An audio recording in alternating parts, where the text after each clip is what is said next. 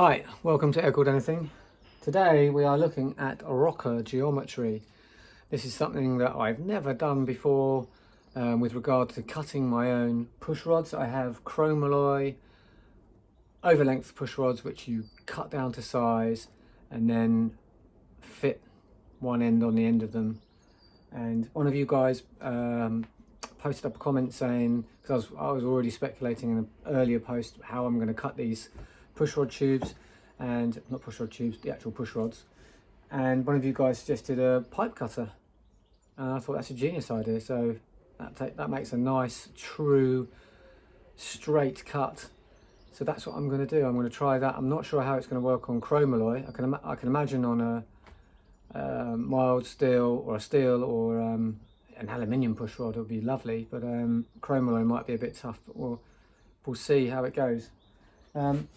So I have these stock style 1.25 ratio rockers from CB Performance. So they're the type where the adjuster is on the valve as per stock ones, cupped feet, and it comes with shims to help with your rocker geometry. But I mean, I guess with using adjustable push rod tube, adjustable push rod that goes inside the push rod tube, we can get the right length of push rod and negate the need of any shims, possibly. I don't know, I've never tried this before. So the first thing to do is open this up and have a look. Oh, also, I have put the heads on after recently measuring the deck height.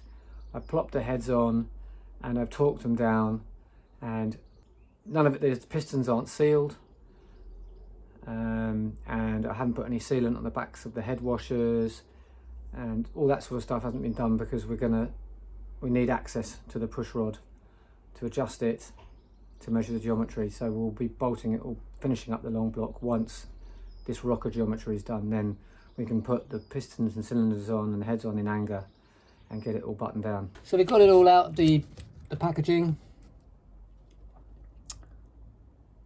There's the rocker arm marked up 1.25, so it's 1.25 to 1. So they're a slightly higher ratio than your stock 1.1s. There's some shims to go underneath the feet. There's a whole bunch of these and they're all the same thickness. Then there are stacks of these shims which go between. Either one can go either side of the rocker arms, and there's some thin ones, thin ones. They look like this, skinny ones like that, some medium ones like that, and some fat ones. And they are, the thin ones are 0.015 of an inch, 0.028 of the medium ones of an inch, and 0.057 of the thicker ones. And why do we have those? Well, some instructions here which explain that. When spacing the rocker arms, the contact point of the rocker arm to the tip of the valve must be slightly off center as shown above. So it's this one here, slightly off center, not massively off, and definitely not slap bang down in the middle. This goes for the use of any type of rocker arm, be it stock or aftermarket, with or without swivel feet or roller tips. The purpose of the offset is to rotate the valve slightly each time it is operated. By rotating the valve a small amount, it will improve the valve face and seat life. And then explains about the rocker block shims are used to aid the rocker arm alignment. Now, as I say, hopefully, I don't know, but hopefully with the adjustable push rod, we won't need to use any shims. We can put them straight on the head. Now with the head you get a little baggie with the panchito or heads. So you get a little baggie of studs. So you get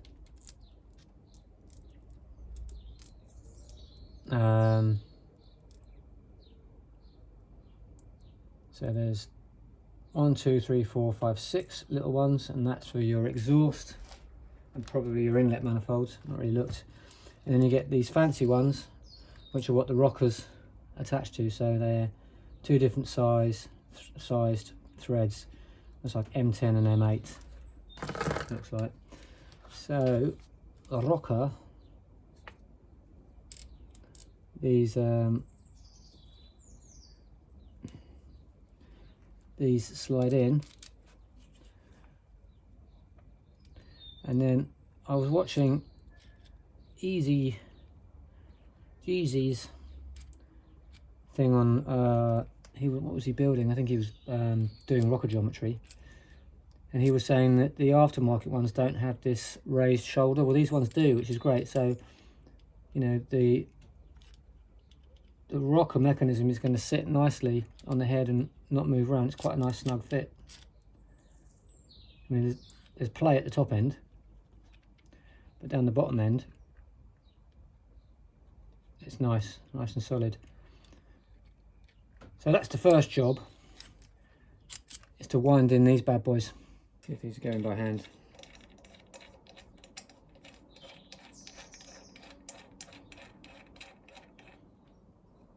Yeah, they're going by hand nicely, and the shoulder does stick up above.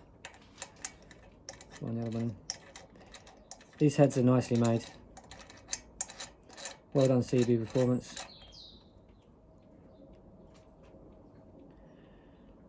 And when we build this up properly, I'm probably going to put a little bit of blue Loctite on there. Although I don't think it's necessary. So the first thing we notice when we just test fit the rocker assembly is that head studs are too long. The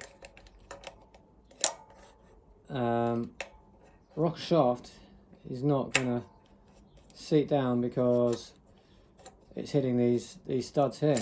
So Bosch hits them there, you see. So they're going to need to be cut down. Also, the studs on the other end, and this one here on this end, can you see that? Yeah, on this end is fine because the rocker arm's going to come off and avoid that. But this side here, the rocker arm is going to foul on this stud. So these studs need to be cut down. So when I first installed these heads about 45 minutes ago, I did notice that the studs are very long, and I thought that's a bit annoying, but maybe I'll be able to get away with it. But I'm not, so I'm going to have to cut them down, which is a pain in the bum because I don't want any of the material when I cut them down to get inside the engine, and the engine's still pretty open at this point. So I'm going to have to take my time to do this. I'm probably going to take the heads off,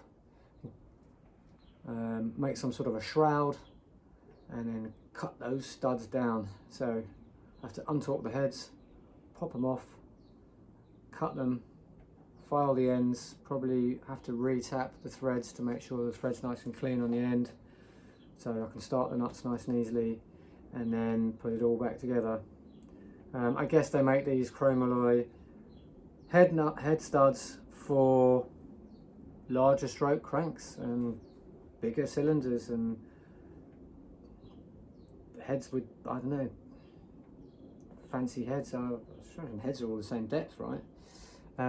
But yeah, I guess then one size fits all, and that one size does not fit this little engine. So that's before we can get into rocker geometry. We can't get into rocker geometry if we can't get the rockers on, can we? So I've wheeled the engine block outside to do this cutting. I've covered the block with a sheet, made some holes for the studs to pop through, and then just to be super safe, I've got like a piece of cardboard. I've just poked the studs through, and then I'm going to tape up the base of these studs just to make sure nothing gets through into the cylinders and into the engine. I obviously want to cut a specific length off, and I had a quick measure when the heads were on, and what I'm going to do is I'm going to use a nut to help me guide.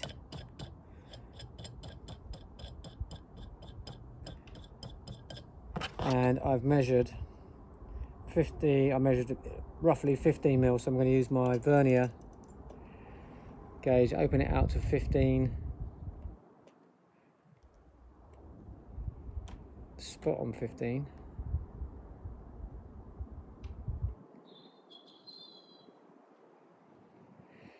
Lock the vernier, and I'll just wind this up. So that's where we want to be.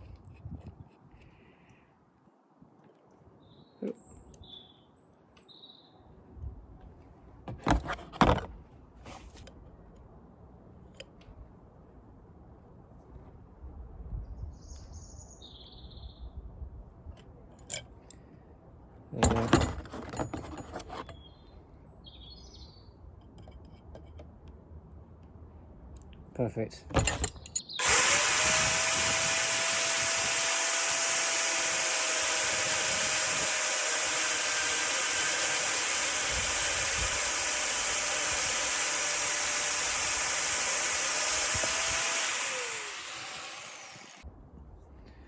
Just use a file to clean off that top edge,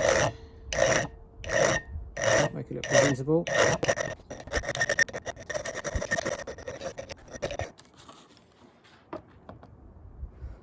We'll test fit the head stud, see if that goes on nicely, and it goes on nice and smooth. And when it's on installed, it should have about that much stud protruding. So you can see there's quite a lot taken off. So, oh my word, only 15 more to go. Head studs all shortened. Both heads back on and torqued. After about an hour of messing around with these shims in different configurations and doing little bits of maths, figuring out which combination is going to be best, I've got the rocker arms slightly offset from center on each of the valves.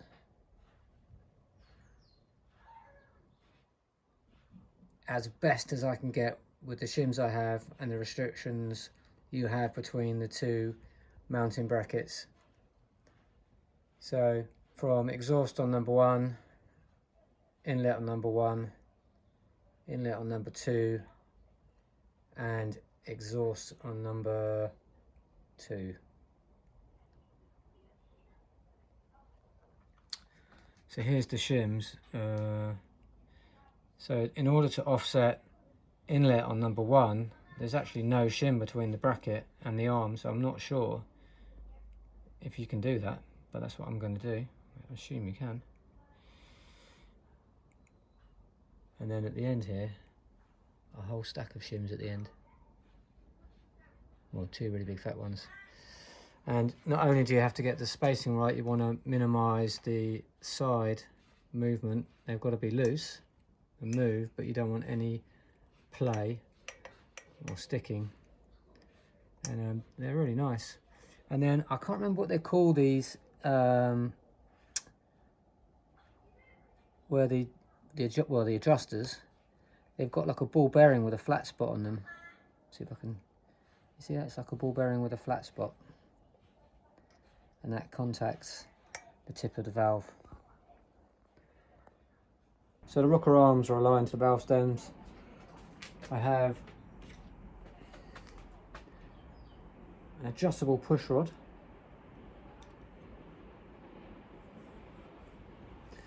And we are going to look at intake on number 1 to start with. I'll take that off. Drop the tool in.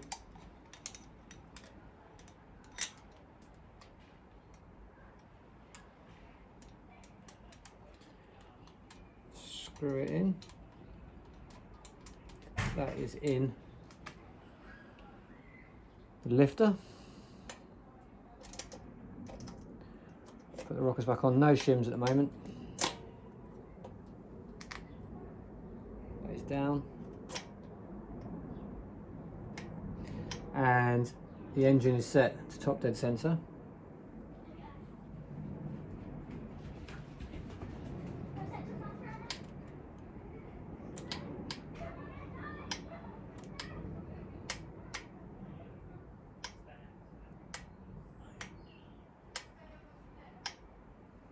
There we go. Here are the adapter nuts for the valve covers, the CB Performance valve covers, which are stamped up. I'll show you them. Stamped up Claude's buggies.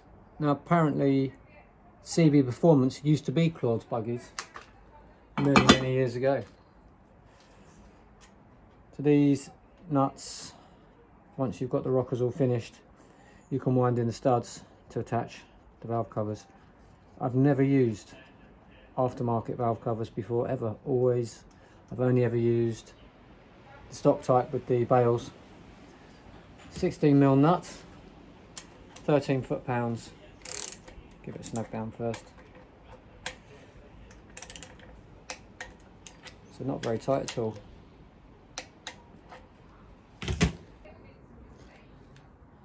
So you can see, well, you can see that the tool is in place. I'm just going to wind it out, and because I'm running chrome alloy push rods, you set the lash to 0, but you set it so that you can just turn with your fingers the rod. So I'm just going to tighten up the locking nut on the tool.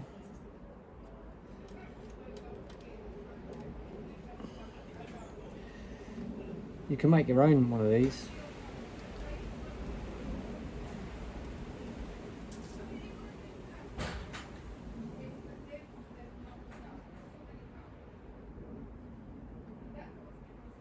Hasn't got to be that precise at the moment. So there we go.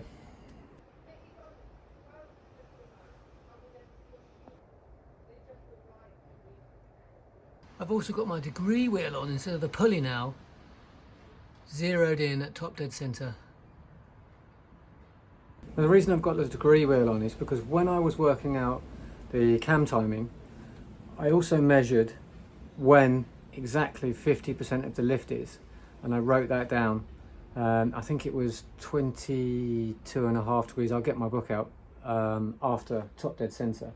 But I'm going to measure it on the valve spring, find the halfway point, and then I'm going to see if that's the same degrees. It should be the same degrees. You don't have to do that at all. I'm just curious to see if that works out the same. So this is the first time I'm ever doing this procedure. It's the first time I'm ever doing this procedure, so bear with me. We have the lash on the rocker set to 0. We're on clock set to 0, and we're at top dead centre on number 1. So I'm going to turn the engine over. I'm going to watch the valve open on the dial indicator. I'm going to count the revolutions and find the measurement for maximum lift. 1, 2, 3, 4, 5,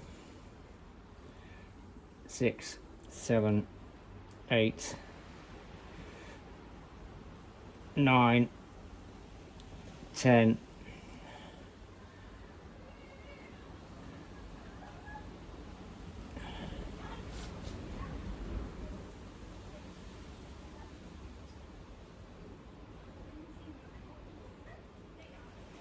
10.8, 10.8. So half of 10.8 is 5.4, and that's 50% lift. So we'll back it off to 0. Oh, easier said than done.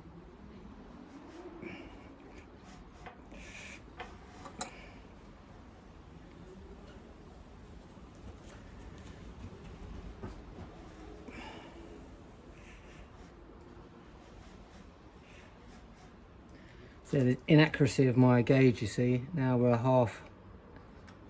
No, we are on 0 there. Give it a flick and it's gone back to 0. So I'm going to turn the engine over again, and when we get to half lift I'm going to stop. So I'm looking for 5.4.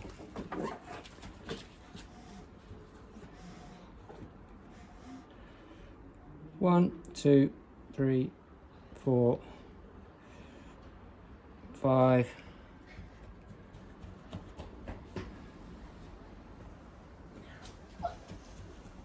Oh, there we go. Now we have a look at the rocker arm. I could have chosen the exhaust to start on, couldn't I, rather than the inlet. Would have been easy to see. But what we're looking for the bottom of the cup, which the push rod sits in, and the tip of the valve to be level with the top of the head. And I'm eyeballing it here, and we're miles off. So it's a lot lower at the push rod end. So I was hoping, and I hadn't really thought about it, I was hoping by adjusting the push rod,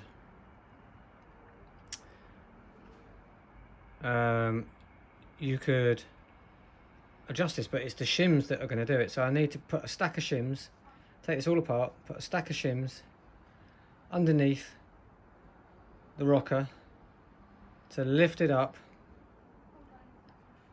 in order to create more height, so that this is higher in comparison to the valve, which will always remain static. Dial indicator set to 0. Had to lengthen the push rod. Lash is set to 0. Top dead center on the engine. 3 shims each side, so I've put 3 shims in. Turn the engine over. Count the number of revolutions again. Just going to double check the maximum lift again, might as well whilst we're here. Doing it again. 1, 2, 3, 4, 5, 6, 7, 8. It's getting sticky.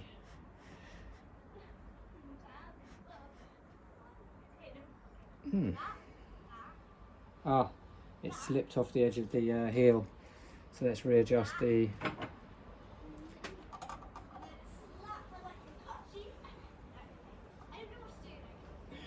That's the problem with doing it on the heel. It's travelling in a sort of arc, so I should really sort of...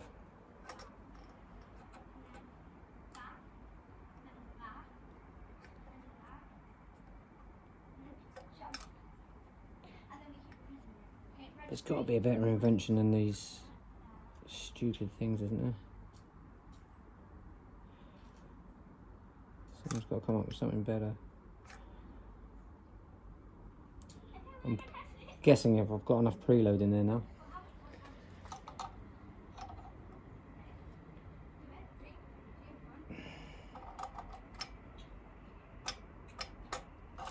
There we go.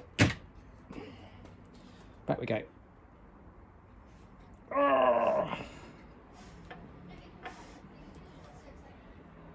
Yeah, not enough preload.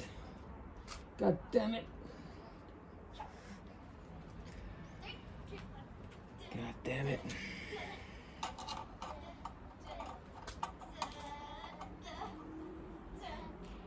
Need some better tools. Need a better dial indicator. And with enough travel and a better stand, eh?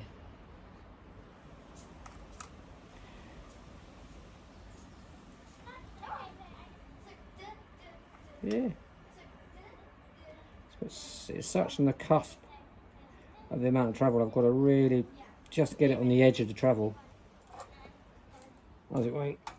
It'll bottom out before it gets to the top of the lift. And then these hand nails, you're going to tighten them up by hand. You've got to use a pair of pliers.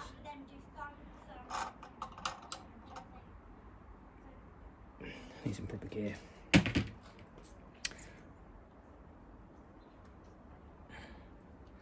Right, let's try again. 1, 2, 3, 4, 5, 6, 7, 8, 9, 10. And it stopped at 8 last time, didn't it? Well, that went up to 8.4, so that is half lift of 5.44. Let's go back to 0.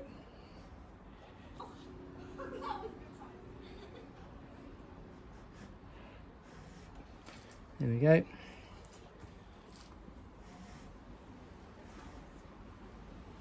One, two, three, 4, 5, 4, 4. That's bang on. Eyeballing it.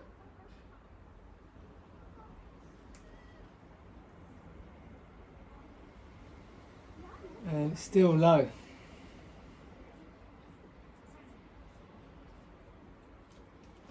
So eyeballing it, this cup is still lower. Okay, like that. It's still lower than the valve stem. So we need some more shims. Now this could be a problem because if I'm putting 4 shims on this side and I need to put 4 shims on the other side, they haven't supplied enough shims. They've only supplied enough for 4 on one side and 3 on the other. So I'm going to have to send out for some new shims if that's the case. So with the valves half open, so to speak, I'm looking at the degree wheel and I am looking at it's about nearly 18.75 degrees after top dead center. And in my notes when I did the valve timing, I've got 50% maximum lift at 22.5 degrees top dead center. So I'm just going to turn it round to there and see what happens. I'm going to move it to 22.5. Easy said than done, it's quite stiff.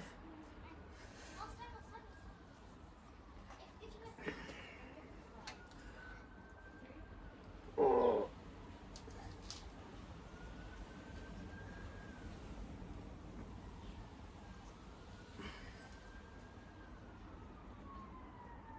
$22.5.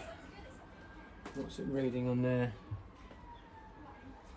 Where are we? That is closer to being level, but still not level. So another set of shims. And since I went in to get my notebook, I noticed some of these shims were actually, because they were oiled up, they were stuck together. So I have got enough for 4 underneath each foot on each side. So I'm going to put another shim on and we'll see where we are with geometry. So I have 4 shims in and we're at half lift, and it's really hard to see on here, but if I try and get level, you can see the valve poking up on the inlet to here, and you can see the bottom of the valve cup, if I drop to the same level, poking up, and they're about the same. I mean, you just eyeball this. I mean, you could get really anal and somehow make a gauge that runs off the flat, the head there, and measure it, but you're just supposed to eyeball it. So at half lift, we have the correct rocker geometry. So I know my push rod length, and I'm going to test that on the exhaust. And once I've done that, you'll get a clearer look at what the rocker geometry should look like. Tricky for me to get the tripod in here, so you're going to have to deal with handheld. So here's the exhaust rocker, and that's at half lift exactly.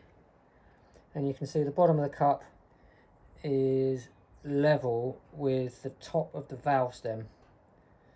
So 4 shims has set the geometry on this side perfectly brilliantly well. And they also have a push rod length. The rocker geometry is set. That was a lot easier than I thought it was going to be. I mean, a lot of toing and froing, building up the rockers and putting different number of shims on to get the geometry, but it's relatively straightforward. I mean, you just got to eyeball it really. So what I'll do is I've got one side done, So I'll spin the engine over. I've got a push rod length set, so hopefully that's going to be good for the other side as well. And we'll look at rocker geometry on the other side. So here's the 3/4 side. It's worth noting that the shimming between the rocker arms and the stand and the spacer is completely different to the 1/2 side. I mean, I started there and it was pretty close, but I noticed there was a lot more play, so wider shims were needed, and the shims were needed in different places to get the adjusters offset nicely, slightly off from the sensors on each of the valve stems. Here's the 3/4 side. It's looking pretty level. It's not quite as level as the other side, but I'm using all 4 shims that are available to me with the rocker kit. So if I wanted to get it any flatter, which I don't think is really necessary on such a mild engine as this, I'll get it down like that. You can see the valve stem is poking up a wee bit more than the bottom of the cup. I'd say it's like a mil in it, so it's pretty close. I'm happy with that. So rocker geometry pretty much sorted at half lift. It's flat, as flat as I can get it with the shims I've got available. I'm pretty happy with that. I've got a push rod length using my push rod tool, and now the next job will be to cut these. And I've never cut push rods to length before, so this is the first time. So these are chrome hollow push rods, which you set with a loose 0 fit. Apparently that is, you set your adjusters to 0 so that you can still just turn the end, still with your fingers, still turn the push rod, because apparently these bad boys don't expand like aluminium ones or steel ones, or aluminium ones rather. So they come without an end, and in the bag there is a pack of ends, so you measure them up to length, you cut a lump off the end, and then you fit the ends. I'm kind of a little bit dreading this. Let's see how it goes. Right, I am 100% making this up as I go along. So I've clamped a piece of bar to the bench so I can butt the required length with the rod that needs to be cut. I am using a set square just to make sure they're sort of like parallel with each other, although it doesn't suppose. I mean, this whole thing is pretty inaccurate. You'll see why. I just had a go at looking at this. And then I kind of want to match the end up with the end of the adjustable rod, and then make a mark where the shoulder is going to sit on the tube. Now, I saw Easy doing this, and he had a good idea. He's got loads of good ideas, that guy. He put some Sharpie magic marker on the rod like this, and then we line up the end. Put the lid back on the thing. I'm not sure if I'm going to be blocking you. I'm putting a ruler on the end, making sure it's as level as I can get, then placing the new end against the ruler so that they're the same length. This is so inaccurate, isn't it? But you've got, you know, the adjusters on the rockers to take up any inaccuracy, as long as you're within a mil, I reckon, or less. And I'm using a blade to scratch where I put them. Magic marker. You see that? There's a very fine scratch on the black of the magic marker. So measure twice, cut once. Measure 10 times, cut once. Let's offer that up again.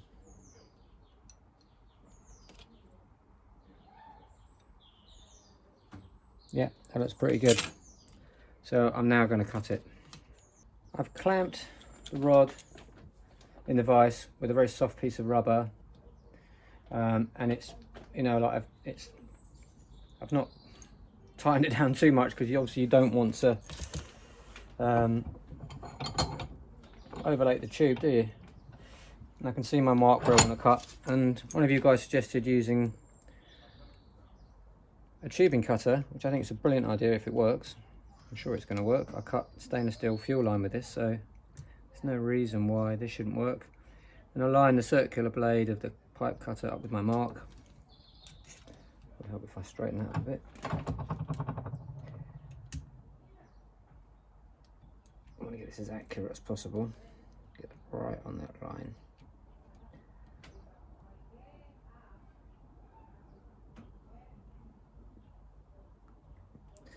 Don't tighten it too much.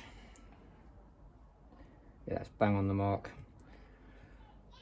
Right. This could take some time, so I'll probably fast forward.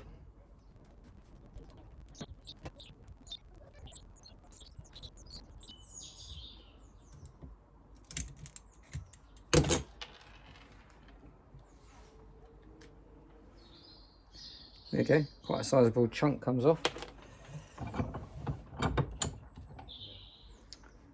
And there we have the rod cut to length.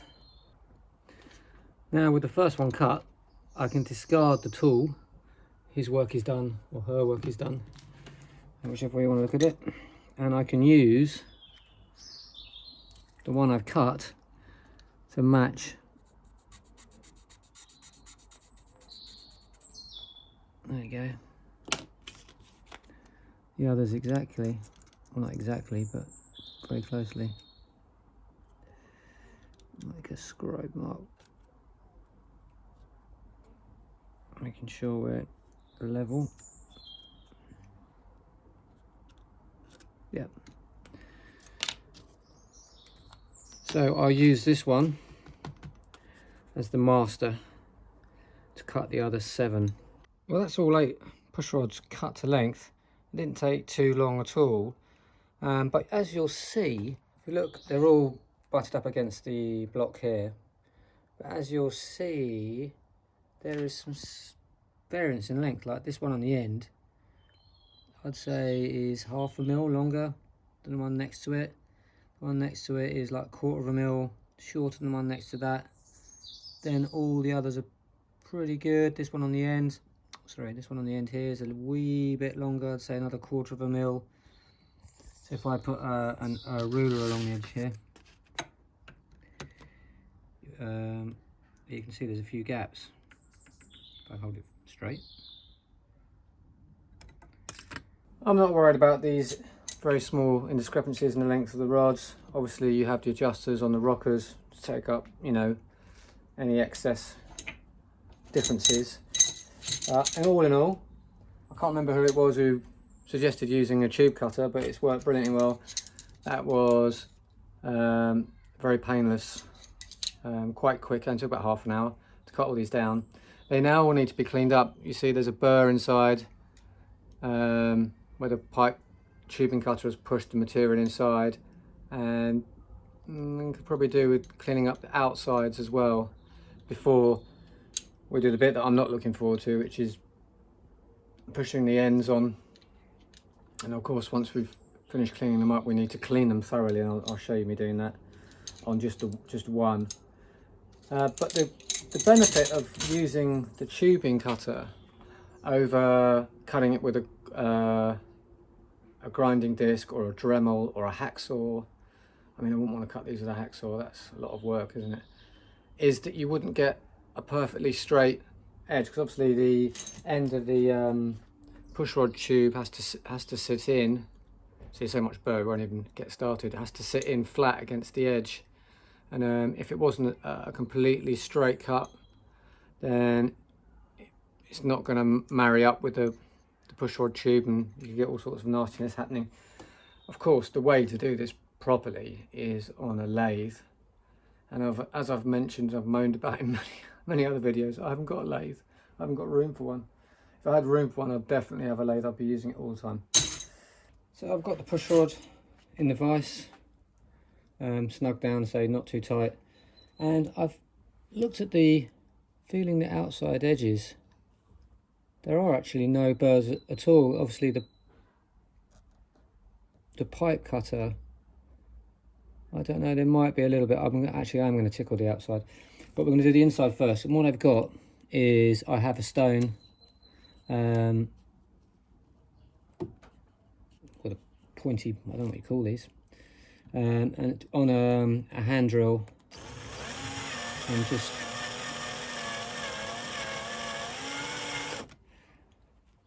going to take those burrs off the inside, not too much.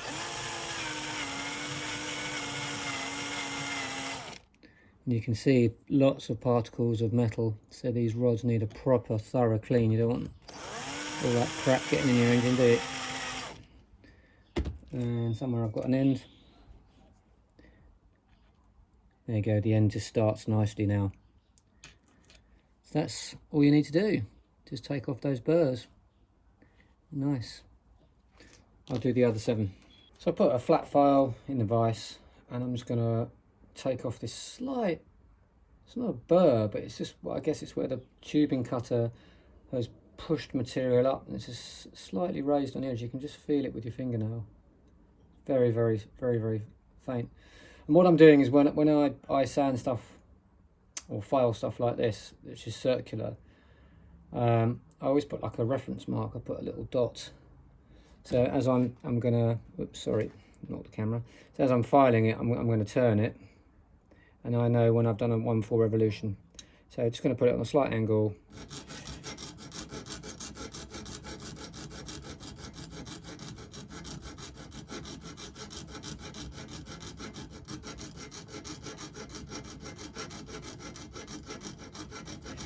See, without that mark, I would have thought I would have done a revolution by now, but I can't even see the dot coming around.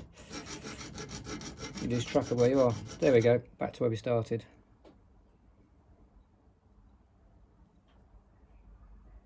Yeah, that's all it needed. No mark anymore. So there's the cleaned up end of the pushrod tube, needs clean.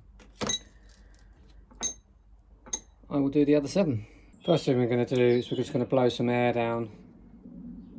So the end of my air gun over the hole in the end of the tube, and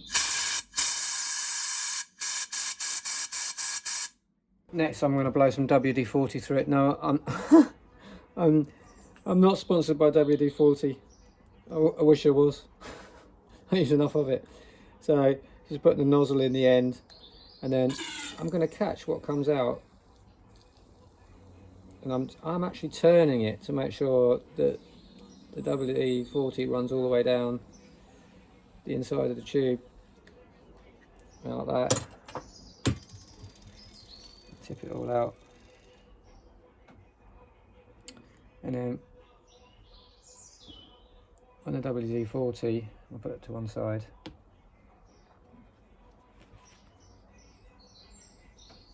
And have a look. Yeah, and you can see there's tiny little bits of crap in there that have come out. So job done. I'll now blast it through with air again. Ooh.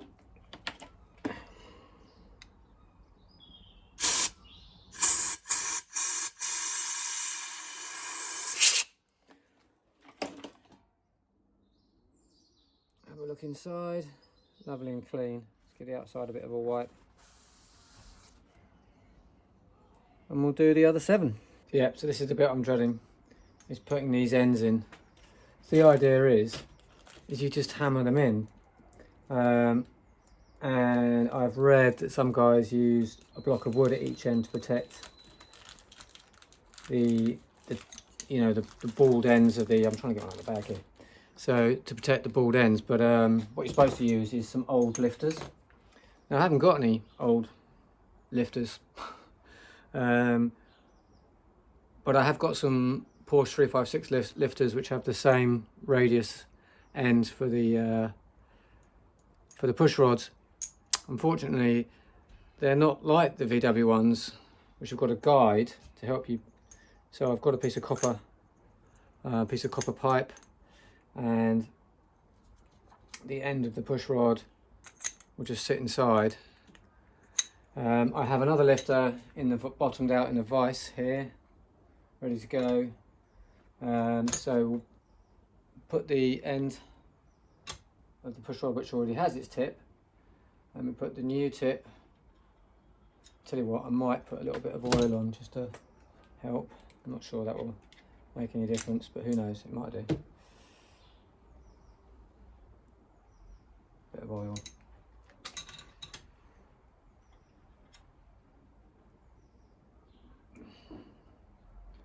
And then put my lifter on, hold the guide. It's not a very precision thing, is it? Big hammer. And then we'll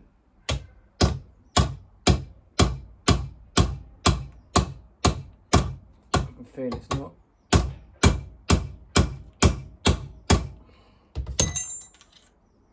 Oh, well, it's gone in quite a way already. That's good. We'll keep hammering away. Apparently you can hear and feel a difference when it hits the end. See if that's true or not.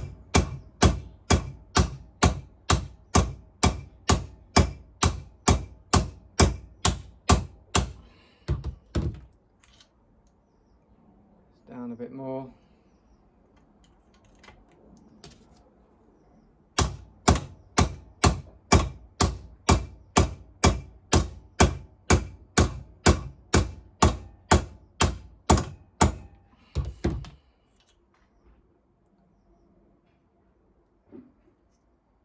Yeah.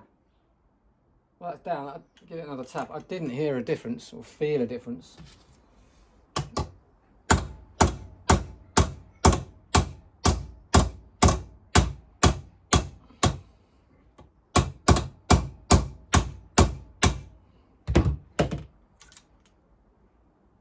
That's down.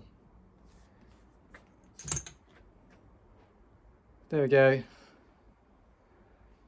Push rod. Just got 7 more to do. There we go, 8 lifters and the tool as well, just to show you they're all the same length-ish, within a mil or so. Maybe if I get this straight edge on them.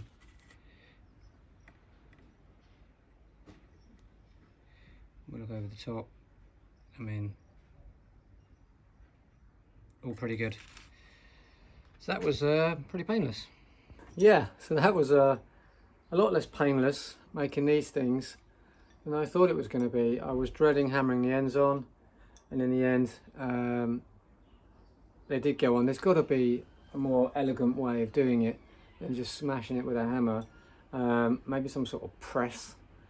Maybe you can make some sort of tool where a sleeve that the rod goes into with a radius end and a cap, and you just press them down then. But then I guess there's a danger of, once you've pressed it to the end, the pressure could continue and bend your rod, and you don't want bent rods.